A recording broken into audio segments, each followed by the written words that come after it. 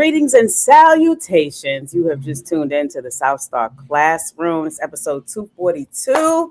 I'm Jubilee. That's David Castillo. That's the Doc, Charles Cole III. And Omar Yanar, he is also known as the Invisible Man. We know this. He will transmute momentarily. But let's get into these check-ins. How are you doing? David, I'm throwing it to you. What's going on, good brother? Oh, yeah. Can you hear me? Yeah. All right. Well, yeah, it's good to have you back, Jubilee. We missed you in New Orleans. We did. We were in New Orleans the tail end of last week for the National Alliance of Charter Schools annual conference, and we did a live show there. So it was great to be in the podcast studio that Dr. Cole had put together.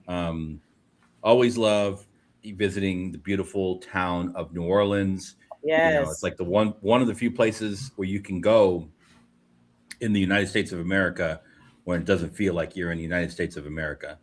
Got to break bread with Mr. Yanar here. We had a couple of good meals over some charbroiled oysters. Ain't they great? Ain't they good? Oh my God! I was asleep, but I'm glad y'all got to go. I've been to New Orleans so many times, but I will tell you, this was probably my best culinary trip. Wow.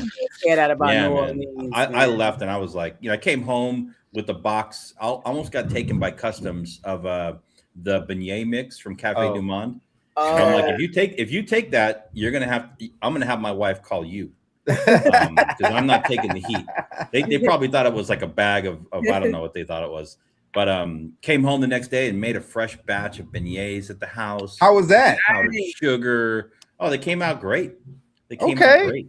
How'd your son like them? I'm always, the boy is growing up, so he loved them. The wife loved them. We ate like half the box of them. It was crazy. But that was a great trip. And then now, do you do the thing that other coaches do? I know I'm cutting in, but do you sometimes other coaches take it, they'll do it and add their own thing to it? You know what I'm saying? Okay. I'm just trying not to mess up the recipe. Yeah. I got an Indian homie that did something with it. It was interesting. So some kind of spice they have, he added it to it. Yeah. And then what else?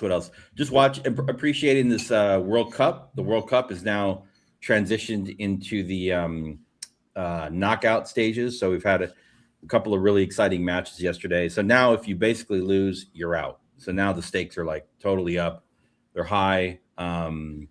Mexico plays at 6 p.m. today, Pacific time. So I'll be watching that. But it's been good. It's been things are good.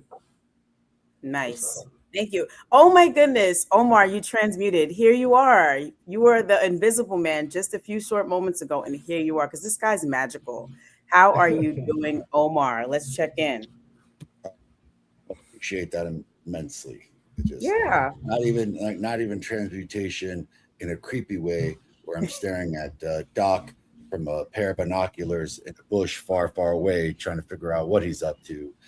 Nothing like that. Nothing like that. Doc, where the hell were you? Speaking of which, if I'm the disappearing man, Doc was like, bro, I never see Doc in person. I love seeing him and David in person. Jubilee, you as well. I miss you immensely. It was so good to see them all. But I know Doc was busy, but talk about MIA, man. I'm like, bro, we're in the same city. Come out and have an oyster. No, this man's was either working or sleeping for the cité. He was not hanging out with the homies for the cité. Rolling with the homies. I mean, he was the exact opposite of rolling with the homies. This man was not rolling with the homies. So the podcast space was my vision. I was in charge of not just this podcast, but I was in all of them. There was always something extra to do. I wanted it to be great. I wanted this proof of concept to really soar. And so whenever I left the space, I went to my room and I slept. That's what I went to sleep. That's what I did. So, and you got to remember, I was in Memphis 3 days prior. I had 1 day in between. I just put that stuff up that I did for Sarah Carpenter and her people I was tired, man. I went. Yeah. My face was on flyers for like an event celebrating us. I did not go. They were like, are you coming? I was like, no. Can you come for 10 minutes? No. You did for 10 minutes. You didn't go. You want a piece of Tebow No. 2 old man? No. It was the 6 black hands. Hey, man. Well, it was because Jay was there too, but it was just you gotta understand. Like I was already tired, and y'all know how hot it was. As soon as you went outside, Oh my goodness. it just beat you down, and it was just like, no, I'm going to sleep, and then I'm coming back here first thing in the morning. So that's what I did, man. I slept through all your messages, bro. All right. Man, regardless, it was so good to see you. It was so good to do a live show. I was actually quite impressed with how well, not just how well the show went, but its receptivity, what people were saying thereafter, and what the general consensus I got from folks after talking with the 8 Black Hands audience and with the South Star Classroom audience was, quote, we wish that we were just here the whole time. Meaning people that were at the conference were straight up telling us this was the most real, the most transparent, the most useful, the most informative, the most raw information we got, period, at the conference. We should have never even left the podcast room. This is where it was at. I heard that from at least 6 to 7 different individuals. So Doc, hats off to you, man. Because dude. I really hope that that got to you, but I really hope that the conference, if I can share that with the conference people, I want to, because I think from what they said, it was the most impactful moment of the conference for them, were the podcasts. Yep. I heard that too. It was badass. We really missed you, Jube. And I felt she would have had a good time. Yeah, I mean, and Jube, like, I missed you. Doc was asleep. That's true. Hang out, buddy. I get it. Buddy, like we could have wandered around the quarter. We could have gone to the Collins Bar, gone to Tipitina's for free Fridays. I mean, Doc was not having any of that shit. So I had an amazing time. I ate all the oysters, all the beignets. Had about 1,700. This man, like nonstop. Like every time I saw Omar, he literally had a bag of something, and he was constantly a bag shaking. of something. Well, a bag of beignets, and then he also had his big 20-ounce like tumbler of frozen the frozen coffee from Cafe Du Monde. I'm like, how do you constantly have this? It's like, I don't know. Omar be chilling, man. Omar is fun. Omar's fun. See, what y'all saw was Doc working. Like this is like, see, we talked. This is South Star Classroom. We named it the South because we got our Mexican homies that was down south doing all kind of work in Mexico. We got our black homies that that especially during enslavement, having to get down there and work. I was working. I was living up to the South name, the South Star name. Yeah, you were working. I had to make sure. And I do have plans for next year. It's going to be in Ohio. If they want to bring us back, I have. Oh, good, because I've never been to Ohio. Yeah, we'll definitely see. Amusement park, Jubilee. And I think I used to go to that when I used to go to Six Flags when I lived in Paducah, because Kentucky doesn't have a lot of stuff. So you had to go to Ohio for Six Flags. You had to go to Nashville for Opryland in the city. Yeah, I think the greatest. It's like I can't remember what it's called. It's not at Six Flags, but it's like in Sandusky, Ohio. Yeah, I have no idea. Theme park in the country. You don't know what Sandusky, Ohio? But I will say this though. I will say this. We had Jubilee. We're going to scratch the topic. We're just going to talk for the next 45 minutes. Yeah, talk about New Orleans and Sandusky, Ohio. People asking. So I mean, but in the middle, but. A big chunk of the podcast absolutely were at capacity. I added 25 chairs. We still had to turn away 30 people, 50 people. And I know a lot of people came for the 8 Black Hands reunion. Those people that got turned away were none too pleased. We told people to get there early. Even with 75, 80 chairs in there, we still had to turn away 50. And So it was a lot of love for all the podcasts, all the shows. I think everybody performed well, and we wanted the stage to look beautiful. We didn't want it to feel like the rest of the rooms. And next year, there'll be couches, there'll be a bigger space. I'm advocating for a bar cart for certain shows. It has to feel different from the rest of the joint. So I love it, dude. I love it. Has to feel like a space. Dude, the biggest thing, Doc, that I thought was badass, that I loved, that like I always used in my classroom. No overhead lights. It was all warm lighting from lamps. I mean, that was and up lights in itself made it the same up lights you see behind me that make my set is what I put out, is what we put out there, and it had a huge impact. We covered up the white walls, put some drapery down. I'll show you what it looked like before and after. Great. So yes, but Jude, great. I know. Sorry, Jude. We are out. You don't want everyone to check in. I love the check-in, so I think it's time. I think it's time for your check-in, Jude. Yes. Oh man, because you had a pretty event. You couldn't be with us for a very special reason. So you didn't just bounce on us. Special reason. I was crying all weekend long because I really just couldn't even put it in words. Were. I mean, I just couldn't put it in words. It's like joy unspeakable. Thank you, David. But yes, my son, my firstborn son, Sidney Judah Mosley, he had to state his whole name when he was saying the oath. Young Simba, let's go. Is officially the 46th student member of the Board of Education for Prince George's County Public School. He's got his board phone, his board laptop, his board email. He has an administrative secretary. He has a chief of staff. What? Whoa, he's got a chief of staff? Yeah, he has, and there are other students that he chose, but he does have an administrative secretary that's assigned to him and another board member. Yeah, it's Congrats. Serious. It's really serious. And I think there's a couple. I love that they treat it like that. I love that. Oh yeah, the county clerk, I forget her name, the honorable somebody came in to do the ceremony, had to sign the certificates and all of that. But what I'm really, really, really happy about is his growth throughout the process. People are like, "Oh, I know you must be so proud." Yes, and I'm proud because yes, he got into the position, but even more importantly, his character was developed throughout the process, and that will outlast the position.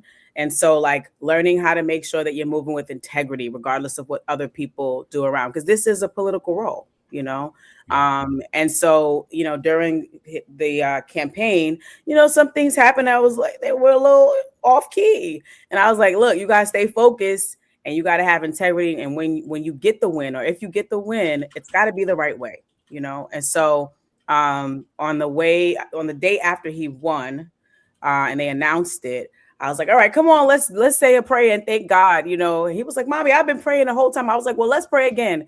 And he started his prayer. He said, Lord, thank you so much because we got the W and we got it the right way, And so that is, to me, what makes me even more excited about that. Like, your character has to grow at the level that your capacity is growing, your character rather.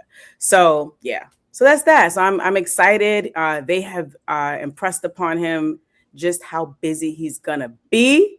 It is going to be his senior year. He could have finished in December, but he's going to do the entire year so that he can make sure that he completes this role. And yeah, so I'm excited. I'm a proud mama, and I'm really grateful. We moved here knowing almost no one 4 years ago. So to see him thrive in this school district to that degree is really, it's mind-boggling. It's incredible. So that's my check-in. Thank you. Charles, would you like another check-in on top of your sleeping, I'm not coming, my name and my picture? Not at all. I'm not coming.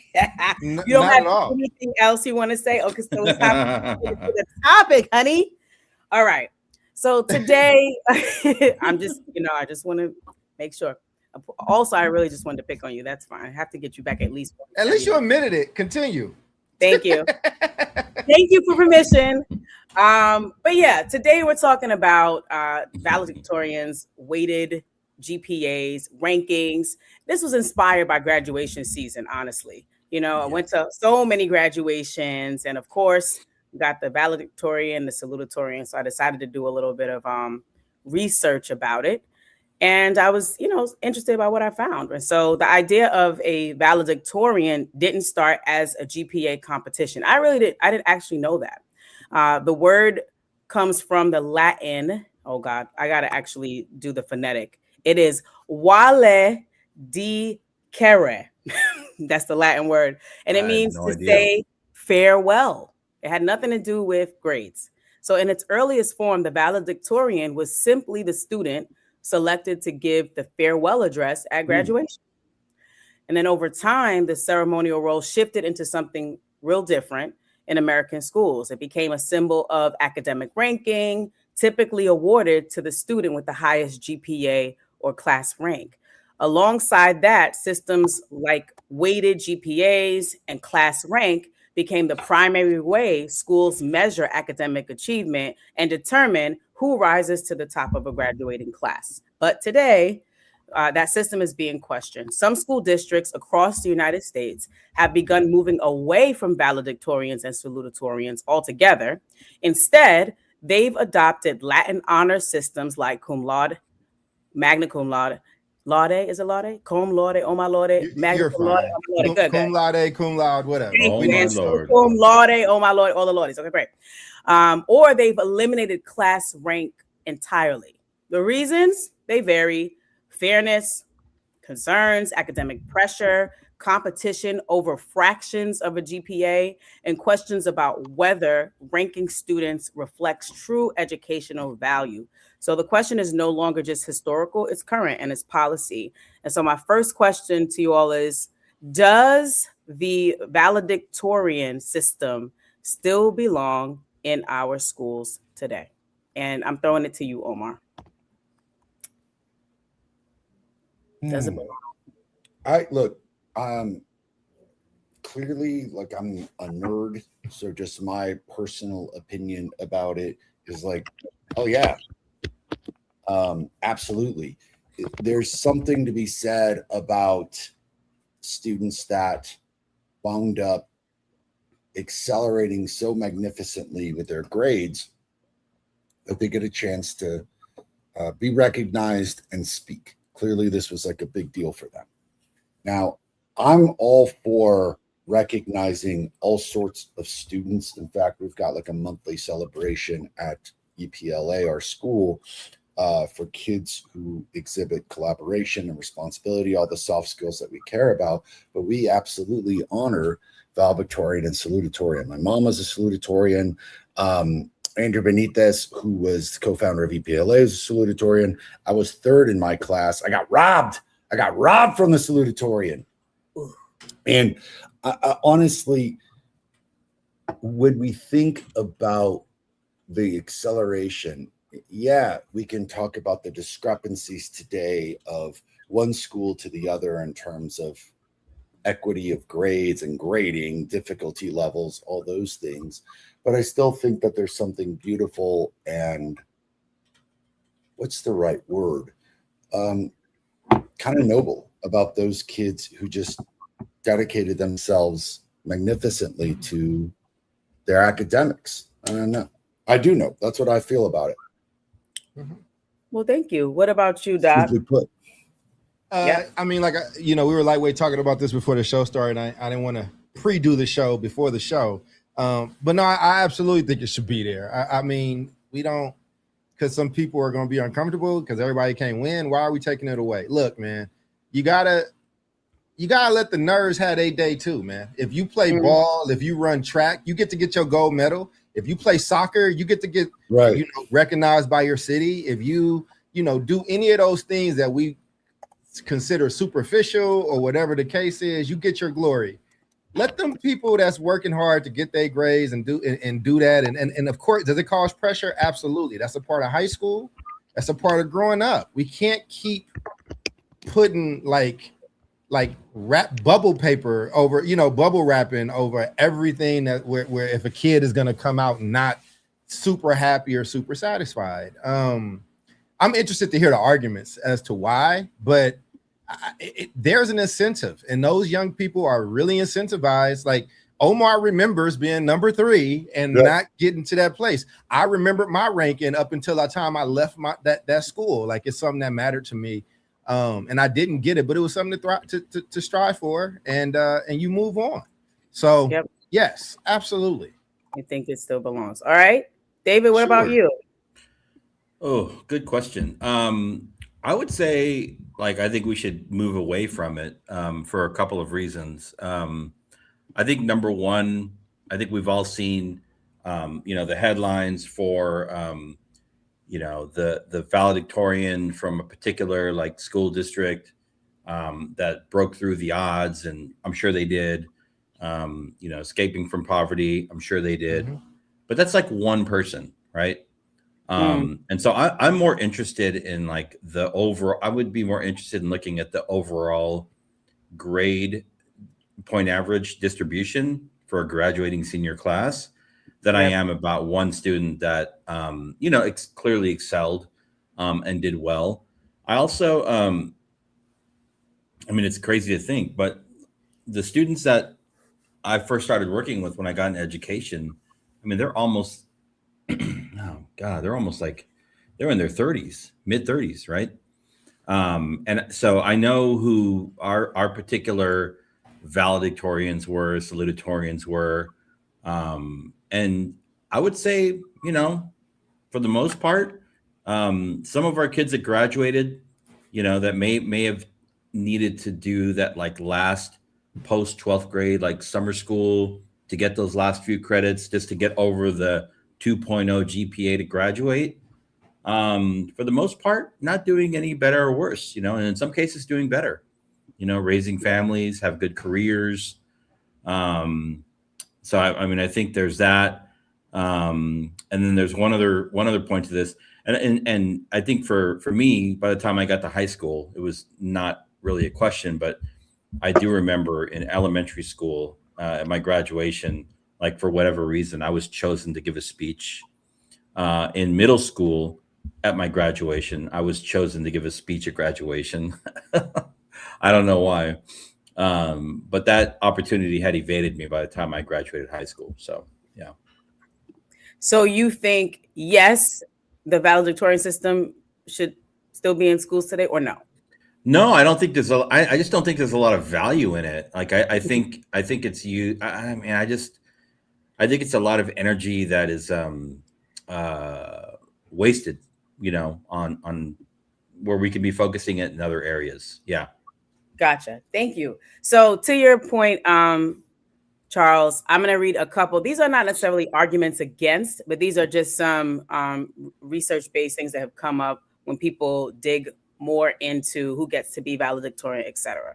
So one thing that is found, one we know is purely a meritocracy, right? So it's basically supposed to be whoever works the hardest and gets the highest grade wins.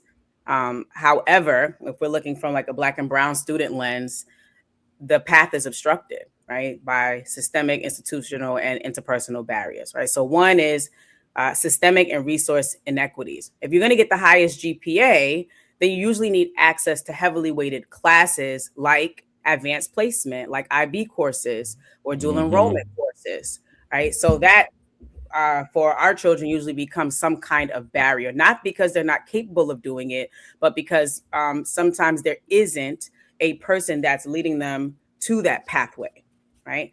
And, case in point, I can use my kids as an example, right? Like at this point, I think next year, Sydney will complete a few more AP courses. By the time he graduates, he'd have like either 8 or 10 AP courses.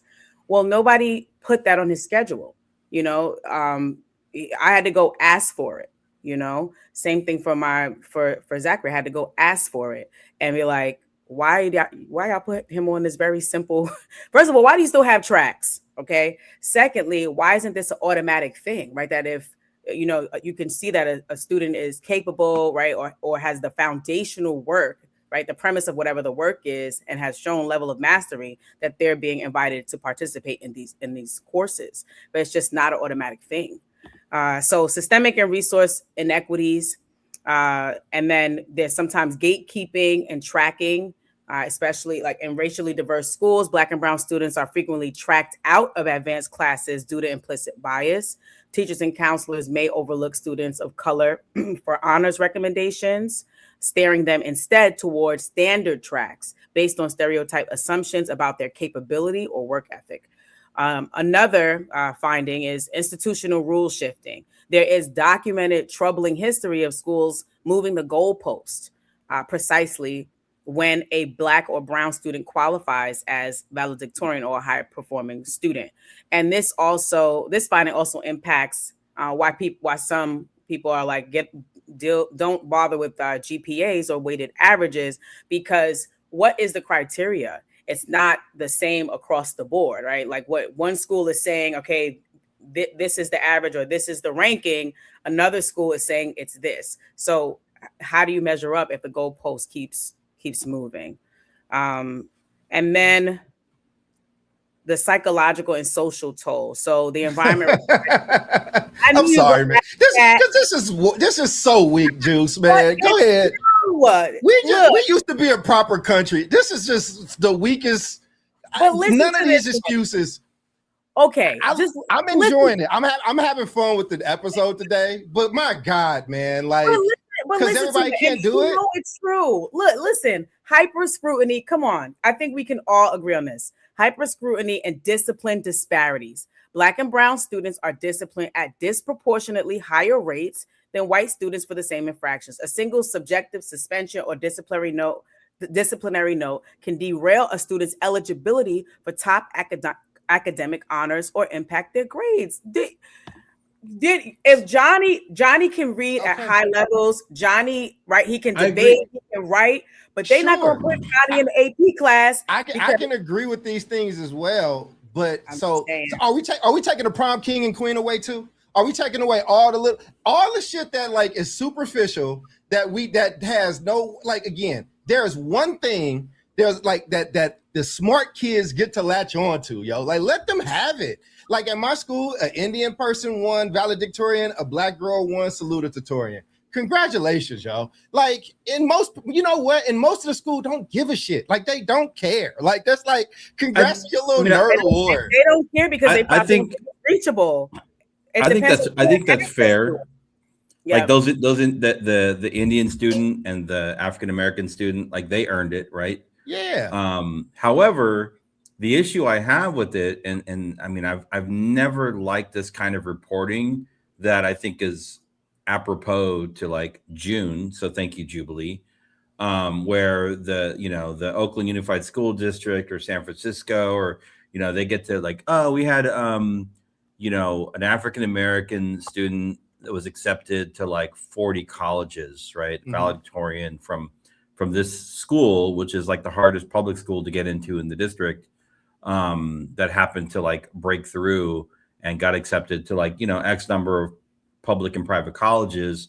And like, oh, it's such a feel good moment, right?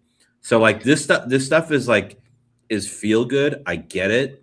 The children, the students earned it. I understand that. But I'm more concerned about like, show me your overall data. Show me your graduation rates disaggregated.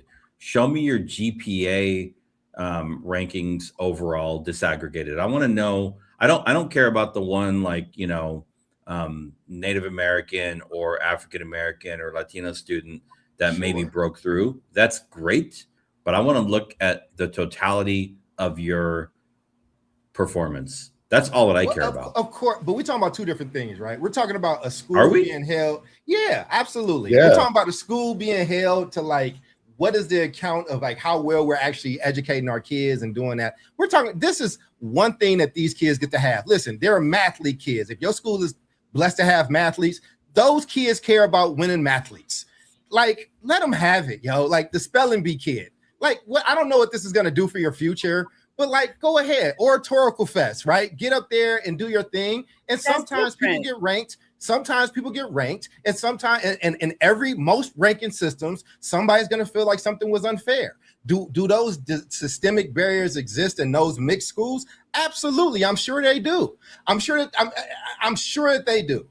a lot of schools that we talk about tend to be mostly Latino or mostly Black or mostly whatever. But in these cases of like these big kind of melting pot schools, I just think we are over trivializing something that, like, let those kids have fun, man. Like you done got bullied all year. You done got wedgied out, yo. Like you done got made fun of for being in this club. We're not taking shit away from the wrestling team. We're not taking nothing away from the football team. We're not taking it away. Prom king and queen ain't shit, but who is popular? But we asking for the fucking vote. We asking for, we acting like there's like hanging chads or something in this. Who cares? Okay. Who cares? All I'm trying to say is, if your kid got valedictorian, would you want them to take it away? It's not about the individual child. It's not about the individual child. It's not, because only people that's complaining their individual child didn't get the shit. That's why it's not about the only child. No, so I guess what I'm saying is, right, like, who is that valedictorian and salutatorian really competing against? When we look at the criteria and who has access, right, to the pathways that can help them meet the criteria, a lot of kids ain't even on the list, right? I think that's part of it. Yeah. Like, so when I look at a valedictorian and they have a class ranking, right, how many of those kids on the list are actually competing for that? This is number one and number two out of a whole student body. I love this, Jubilee. I love it. Keep it coming. I love it. Listen, I still don't know how I feel about it, but all I'm saying is it equitable? Is it accessible for all? Right? Is this student truly representative of, I think you're making a great point. I love with everybody. They're not, because not everybody is accessing AP courses. Yes, and it's not It's not because of capability or anything, right? It is because they don't have access. Somebody's not rooting for them. Somebody's not setting them up for success. Somebody's not telling them about it. Yeah. Right. So I don't know if I see it the same way. Now, if we all have the same starting point, right, and the opportunities are there and you don't take advantage, that's different. But what if you don't even know that you could? What if you don't even get an opportunity? Can we speak to this person in chat? Thank you, Zeno Signal. Oh, yes. And I do want to come back to Jube after this. So go ahead. I think quickly, the response there is that if you look at the national data, Latino and African American students are drastically under-enrolled into AP classes as compared to their white and Asian peers. Absolutely. According to the overall demographics. Absolutely. And it even gets worse. It even gets worse when you go into public school settings that are quote unquote diverse, where we want all the children to come together, right? And then the other thing is, like, you could look at access, because in low income areas, right, in school districts, high poverty, they don't even have access to the courses. Absolutely. Right. Absolutely. So, I agree. Yeah, I agree. And ladies and gentlemen, we're about to do what you call podding. I'm about to have so much fun because Jubilee made such a great argument. She said that not everybody has access to it. It's, people are not always setting them up for success. And for those reasons, it's a good argument to be taken away, right? Yes. And let me clarify. Wait. Hold on. I got you. Hold on. For the purpose of this, I'm talking about high school. Wait, I'm not got you. High school. That's what we're talking about. I don't know if that's what we're talking about. I don't know. Okay. Let me enjoy your topic, your great topic, because somebody on this panel, son, just got one of the highest official positions that one can get in a school district as a child, as a high school student. Some might argue that not every parent in the PG County range has the access or opportunity, or the parent that can put them on track to potentially run and be selected to be a student. What is it? What's his official title? He is the 40 Board of Education. 46. And it's only how many of them in total? He's number what? Well, they got. He's number 46. He's number 46. He's number 46. So because only 46 people have gotten to take advantage of this, forget what Jubilee sacrifices she made. Forget the sacrifices this kid made. But because my kid, David's kid, and Omar's kid, because we didn't do that, let's take this opportunity away. Like, that's what it sounds like. And listen, I don't disagree with anything you all talk about. I run an organization that's built to do what? Teach people agency and discernment, meaning these are not the classes I need to have. I want my kid to have the best opportunity. I, as a student, sat in the office, which all this came from, and advocated for myself to the point where I almost got suspended because they did not have me in the right classes.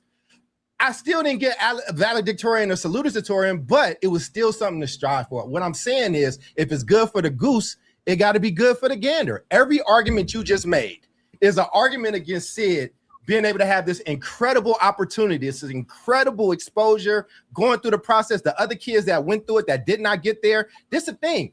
There's something valuable in losing too. Like, losing builds a lot of character, and we're not letting kids lose no more, man.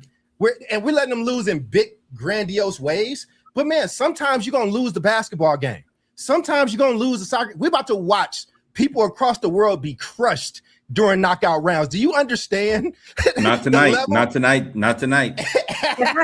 if Mexico loses and did they make it to knockout round? Yes, they did. Exactly. And if Mexico loses, don't piss David off now. Crushed. Exactly. But that's the point that I'm making. I'm having fun and I'm being just. Yes. Everything that, let me just land the plane. Everything you're saying and the points you made are fair and they are accurate and there. And yet and still, you don't take the opportunity away. You clean shit up. You figure out what the standards are. But like Omar remembering number 3 and like kind of joking, but kind of serious. Like I got robbed out of that. Like it matters. It's something that sticks with him, and you don't take that away. And especially those kids are not getting the high school popularity accolades most of the time in those ways. We are talking about taking something away from that group of kids. Nah, man, let them smart kids had a day, man. That's all. I'm having fun with it. I would just quickly say a couple of things because I like seeing both sides of this. So Jubilee and David have an incredibly good point. And absolutely, just to kind of address the Xeno signal, what happens anecdotally, Xeno signal, is sadly, look, the overwhelming majority of teachers are like white women. And I've had this happen to me. The real Nikki is saying that it happened to her. This is a situation that I saw happening with my boy, Alonzo, who's right now in the comments section, who I got to teach at Coronado High School, is that there's an inherent bias, sadly, thinking that Black and brown kids don't deserve to be in the AP classes. So when you're saying like it's illegal for you not to sign up, oftentimes in order to get to honors and AP classes, you need a level of teacher recommendation. You do. And if you do not receive that teacher recommendation, oftentimes what happens is that you get a shitload of obstacles put in front of you. So you're not exactly wrong, Xeno Signal, in saying like these kids have access. It's just it is made difficult for them to access it, as opposed to some of the white counterparts that I saw where they're like, hey man, you should be in AP. And I was like, that kid has no like belonging in AP. I guarantee they won't be able to handle it. And then what happens that Black Latino students will force themselves into an AP class, as I did several times, and then be told, hey, maybe you should, I don't know, not be in this class. Maybe this is right, too tough and too rigorous. And I'm like, for who? For you? Like, I'm going to smoke this class and I'm going to smoke every kid in here. But I was the outlier, the massive outlier. Too many of my friends, too many of my fellow students, or too many of my fellow peers weren't allowed it. On the other end, I was advocating for Alonzo to get into all those classes because I don't know if it was the first time he heard, hey man, like you're brilliant and you belong in all of these like hotshot classes. What are you doing in the regular class? You belong in like the AP classes. And it may have been the first time he's heard that. So I get the fact that there is massive systemic issues into accessing AP and honors and some of the other classes, like guaranteed. At the end of the day, though, I think we are getting, I'm with Doc on this one, we're getting crazy. Yes, like, I am the most, like, In my brain, I feel like all I care about is civil rights and equity of opportunity. Shit, like I built a school for equity of opportunity. But like, it's getting ridiculous to be like, we're going to get rid of this, get rid of this. Like, you know what I was just thinking about? I was hosting a program for the National Hispanic Institute. And the students within the program were exceptional. I loved them. I had a huge beef with some of the staff because they are stone cold pansies. And I was pissed that I had to deal with a group of highly entitled, super duper sensitive. I'm like, what world are you going to live in where this is acceptable? Particularly in the United States, you're going to go fight for our rights, for equitable housing, for equitable rights. You're stuck in your culture wars, and you're crying about the way someone's talking to you. Like, you're lucky that this isn't the 80s and we don't slap the shit out of you to put some sense into you to make you realize that the real world isn't fair. People are going to constantly try to undermine you. And if you don't know how to stand up for yourself and fight for what is important, because all this shit, people fighting over like, well, they should be prom king or valedictorian. Like, I'm with Doc. Like, who gives a shit? Cares? I cared about valedictorian. I cared about getting robbed, but that's because I worked my ass off. But at the end of the day, you know what I care about? Black people and brown people getting houses. Black people and brown people giving equity of opportunity to enter into colleges.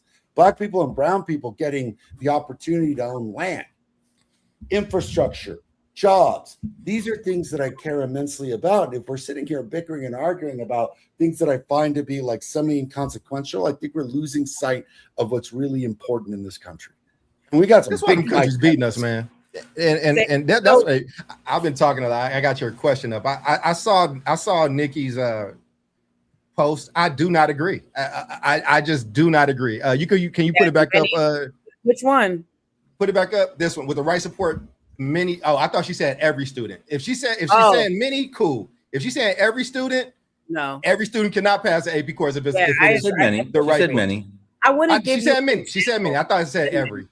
Yes. Before we go to this question, I want to give you an example that probably highlights what I'm trying to say. Right. I have a school in my portfolio. They're one of the top performing schools. They're like in U.S. News and World Report. Middle high school, right? They had their graduation. They had 23 of their students graduate with associate degrees, right? And they did that through advanced placement courses, right? The valedictorian of that class took 18 advanced placement courses. Cool.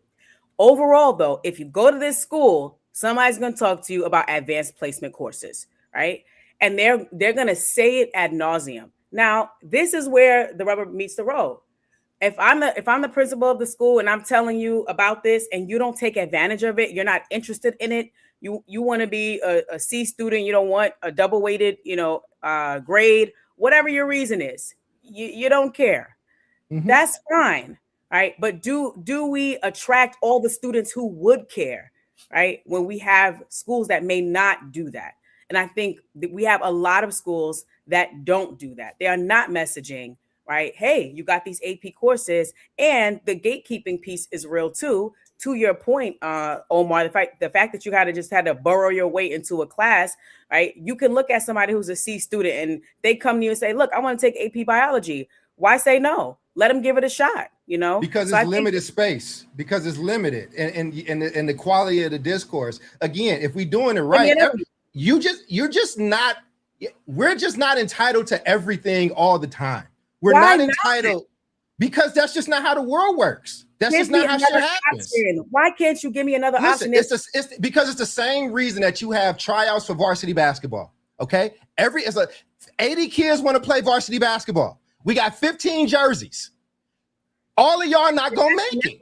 I'm sorry. You get to do your big one. You get to go try. You get to go try out. You get to work out in the summer. If you didn't make it, you get to, hey man, it happens. You know what? Michael Jordan got cut his freshman year.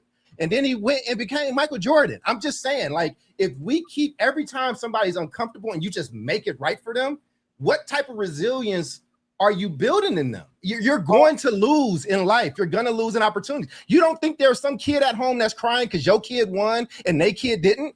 and they didn't get to be up there. Courses like that.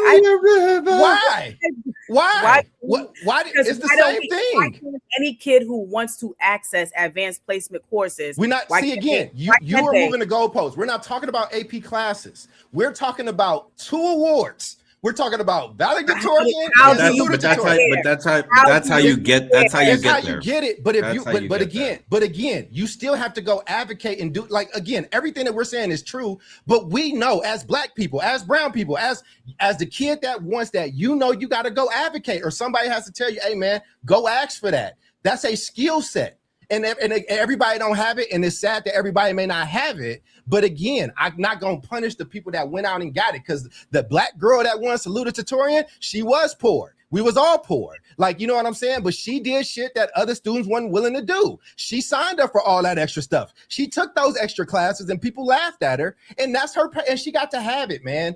I think we're conflating 2 different things.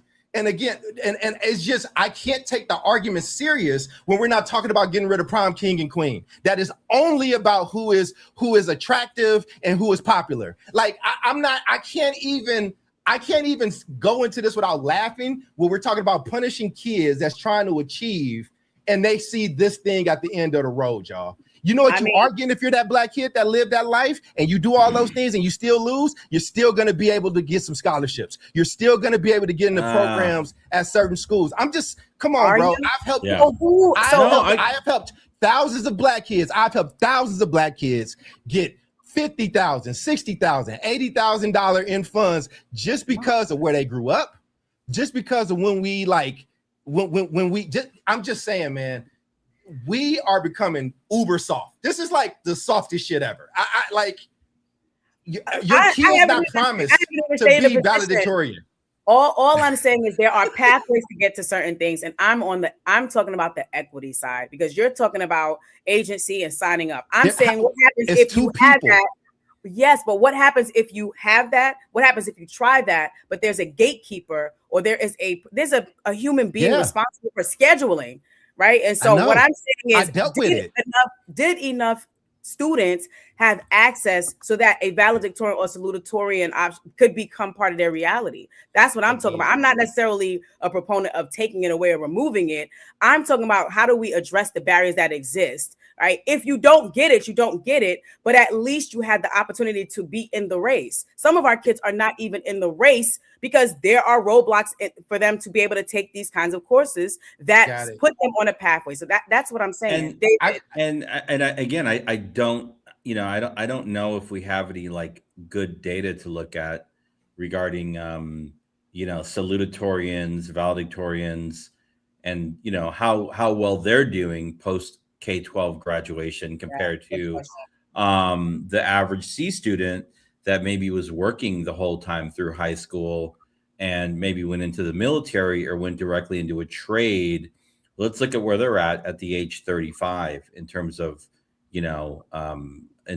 income, life stability, access to some kind of pension down the road, all of that. I think it's an interesting question to ask.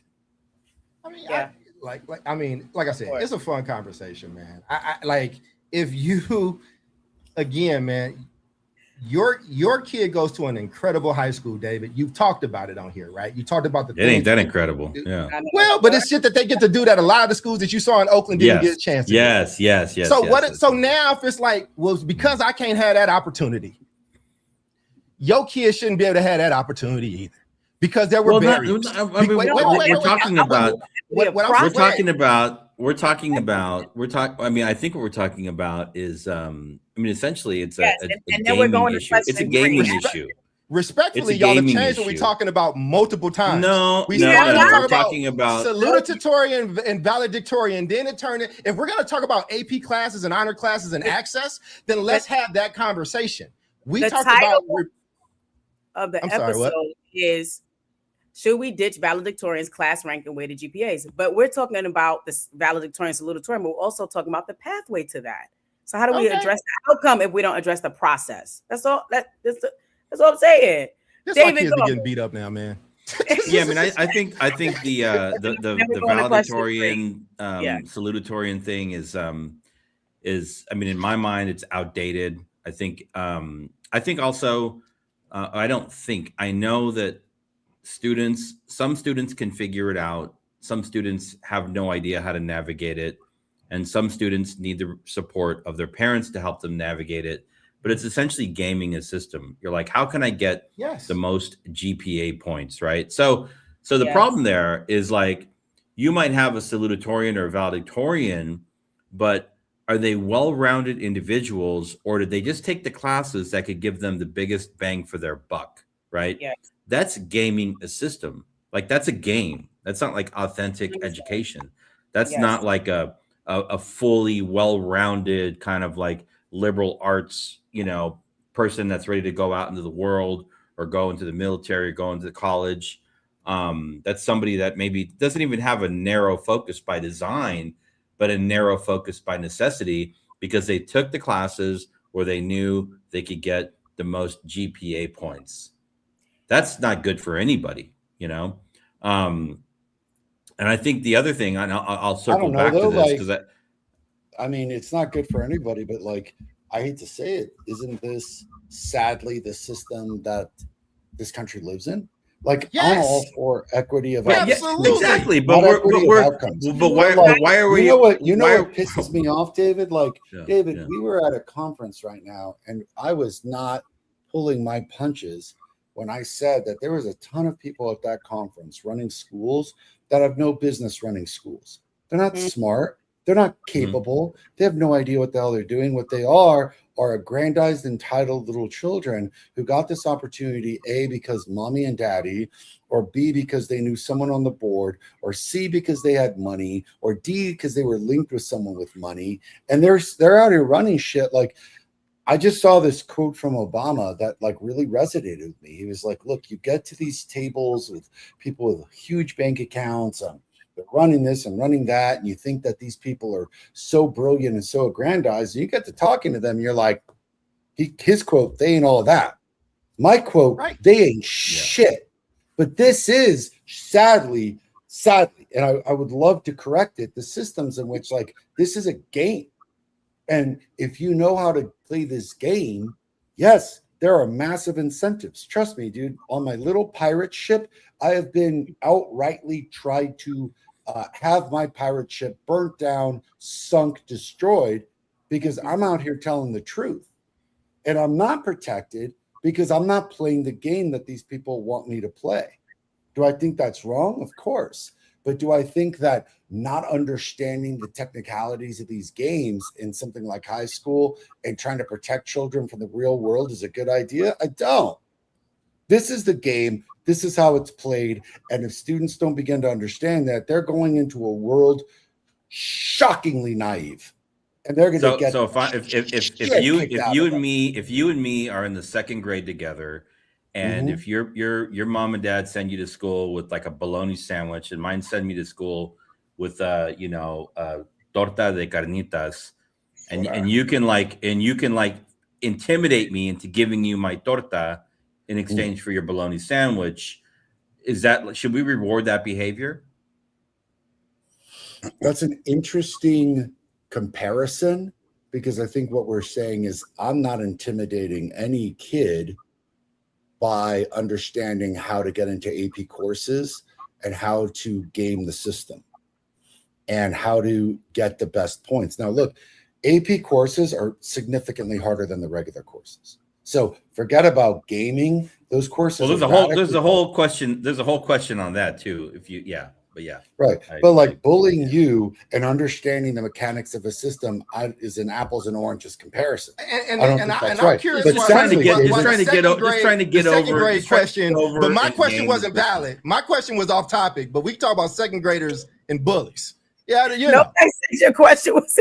We're talking about gaming. We're talking about gaming systems. What Omar is saying is that there are things in schools that prepare you for the real world, and you cannot bubble wrap these kids constantly, and that's a problem, man. And I think that we have to listen.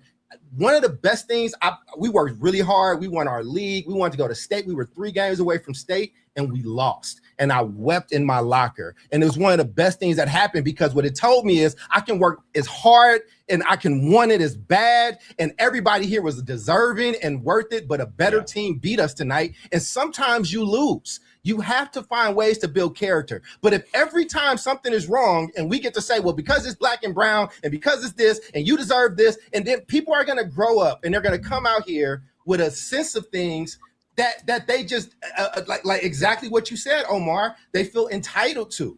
And this is, I mean, and I know the bullying question was a little flippant, but honestly, there is some utility to bullies. Because in life, you will deal with fucking bullies. And like, you need to know how to deal with these things. Sometimes, look, man, you have to have a moment when I come home scared. I'm telling you what it is. You come home scared. I don't think I want public school teachers to teach my kids about the realities of bullies and intimidation. I got you. What I'm saying is, when I come home and I'm scared of something, and my mom is like, okay, baby, did you go tell? Did you do whatever? Blah, blah. And my dad is sitting there and he watches it and she leaves. Hey, man. Fight, dog. And sometimes it's okay to get your ass whooped, man, but you can't be running scared. And that's going to be a problem for your whole life. These are life lessons that, like, you cannot always sugarcoat from. That's why nobody know how to deal with Donald Trump, because everybody that fucking deal with him is entitled themselves. They've never been in a fight. They don't know how to, like, I don't know. I mean, again, I had a lot of fun with the topic, but we're talking about taking this thing away from kids. And again, there's no mention of, like I said, I'm going back to prom king and queen. If we gonna do this, then let's take all that little fun shit away, man. Like, who cares? Are you really mad that you didn't give valedictorian or salutatorian? Do you remember all those people? Let that group. It's a specific type of young person. There tend to be a small group, maybe 50 kids in the school of over 500. That's really kind of going for that, right? Like, let them have it. That's their shit. I don't think that's the problem. I mean, we going into final thoughts. I don't disagree with that. Thank you, Nikki. If that's what they care about, no problem. I'm talking about whether or not the information even got to them. You talked about the championship, whatever. You taled about the championship, but it's I was like, talking about the comment. I wasn't talking about you. I was talking about the comment. Go ahead. No, it was the comment. I love it. Yes, let's chaos. It's soft, man. Still produce seeds for the next play. That's why everybody gonna be speaking Chinese in 20 years, because of this shit right here. They don't give a fuck about none of this. I'm telling you, man. Listen, you talked about a championship, right? Your team won against another team. Your team didn't win. You cried and you're like, okay, fine. What if you went to that championship and your team was not allowed to practice? It happens. It happens all the time. So for the entire season, your team wasn't able to practice anything at all, and then you go to the championship game. How would you're not making it to the championship? I mean, you're really stretching the metaphor. But you're stretching the metaphor. Exactly. No, it's not. But it's not a point, because it is a point. You don't make it to the championship because nobody gave you a pathway to do so. They saying play this championship game, but we're not going to allow you to practice and put in the work necessary so that you can compete on a championship level. To me, the road to valedictorian or salutatorian is the same thing. Right. I am not a proponent of taking it away. I'm not, but I am a proponent of addressing the barriers. And somebody put earlier in the chat, I think it was Zeno, put equality, equity, two different things. Diversity, equity, and inclusion is about equity, which is about removing barriers and roadblocks, right, that take away opportunity. That's what I'm saying. So I'm saying we're going to address the outcome, which is the opportunity to become valedictorian or salutatorian. Then we should also look at the pathway that not all students get an opportunity to be on that pathway who might just want to be. If you don't want to be, we're not talking to you. But if you want to be and we haven't provided an opportunity, then that's something that we need to look at as educators, because we in many ways are the barriers. We have guidance counselors that will skip you, and not register you. What do you do for that, right? Anyway, all right. Looking forward to you. He's talking about how weak the United States is becoming. This is what I know, listen, man. I know. Anyway, hey, it's 4 o'clock. I got a soccer match to watch. Yes, go ahead.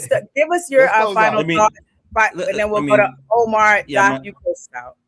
My quick closing thoughts. I want to thank Zeno for being here. I like mixing it up. I love the viewpoint. It was fun. But I will tell you, like, I don't have a strong opinion on the valedictorian, salutatorian, weighted GPA thing. Because I've been there and I've had to make those hard calls for like, a student not getting either one of those, because I knew that something had happened in their personal lives where they couldn't come to school, and it caused their grade to go down and their GPA to drop by, 0.01, and they lost out on it. Right. That's real. However, my focus is on the larger system. So we didn't really get to it, but I will tell you, I'm all in favor of moving towards the adoption of the Latin system, where we're actually grouping students. Let's look at all the 4.0 to 4.5s. Let's give them, the Magna Award. Let's look at the Summas. Let's look at the cum laudes, right? So let's look at the 3.5s to 3.75s, 3.75s to 4.0s, 4.0s to 4.5s. Okay, let's group them together. Y'all get your stuff, right? You're all very special. You work very hard. And then let's look at those three groups and let's determine whether those groups are proportional to the overall demographics in your school system. That's the conversation I want to have, pushing back on accountability for a school system. I don't really care that much for like the great feel-good story of the one student that broke through and got accepted to like 30 schools from Richmond, California, or Oakland, California. Sorry, not interested in that. I want to look at the bigger picture. I want to hold districts accountable. I want to hold charter school systems accountable. That's kind of where my mind is at. Thank you for that. Omar, final thoughts? Yeah, I don't disagree with what David said. Actually, I thought it was pretty great, pretty astute. I actually like the summa cum laude and cum laude system. Like, those are great. What I think I would do if I could make any kind of difference is, how are we looking at Black and brown kids that have been disproportionately selected away from those AP classes and those honors classes, and figuring out a better way of trying to corral them in or figure out if they've got the strengths and the aptitudes to get in. So like anecdotally with Alonzo, like it just happened that he was my student. I was like, God dang, this kid's brilliant. Like, what's going on? But like, that's because I caught that because he was in my class. What if he wasn't? What other teachers have been so adept to helping him out versus, is there a better way of figuring this out? Because I got to tell you, like, even getting into humanities and honors in middle school, I found to be like very much lean towards white students. That's what I would fix in trying to get students who are intellectually up to the task of AP and honors into those classes.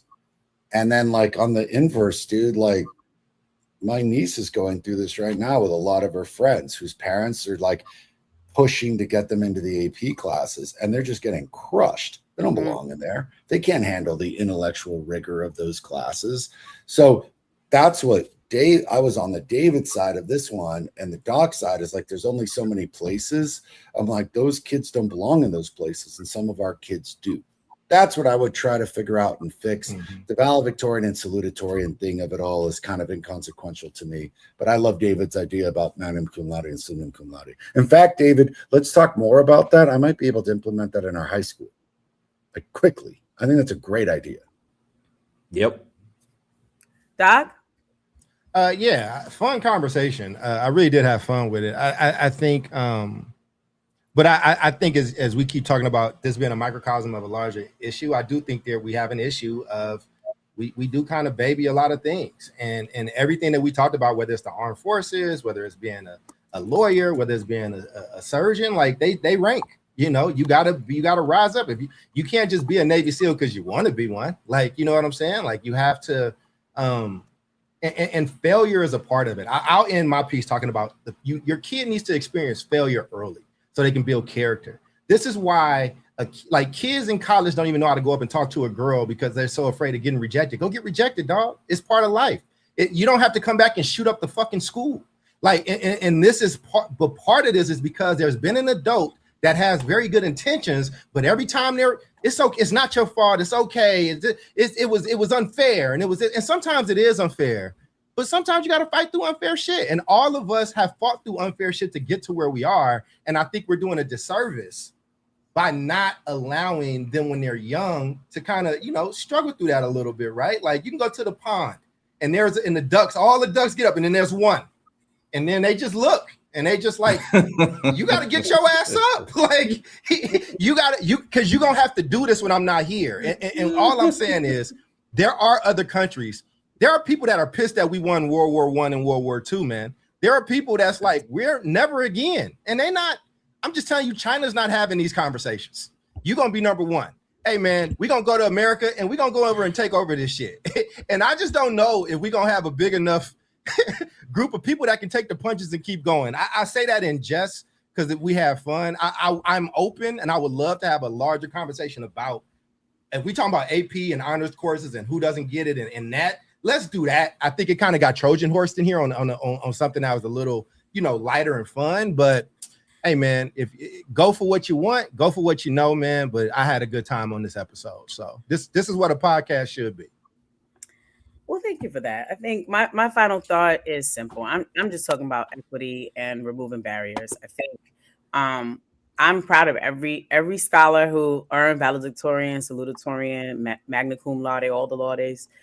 I have no issue with it, but I am always just thinking about the pathway to get there. And if when you get there, if that is a full and true representation of what we think it is, right? Or is it a representation of, to David's earlier point, someone who figured out how to game the system, right? It doesn't necessarily mean that you became brighter, smarter, more prepared than other scholars. It just means you figured out how to you don't care about psychology. You're not even going into that field at all, but you figured if you take AP psychology, you're going to get, a double weighted grade or what have you. And so I think that those are the questions. And, being in schools, working with several, portfolio of schools, I see how, and my children being in high schools where I often have to advocate for them about these things, right?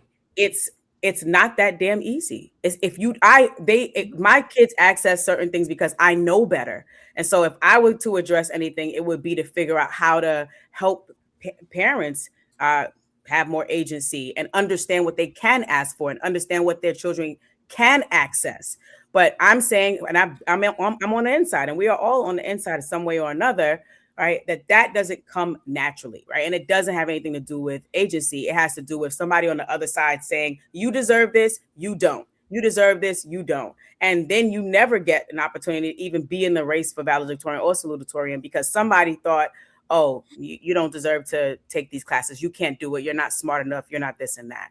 And so those are my final thoughts. I'm Jubilee. That's David. That's Omar Yanar. And that's Doc Charles Cole III. And we are the South Star Classroom. Join us next week. All right. Same place, same time. Peace out.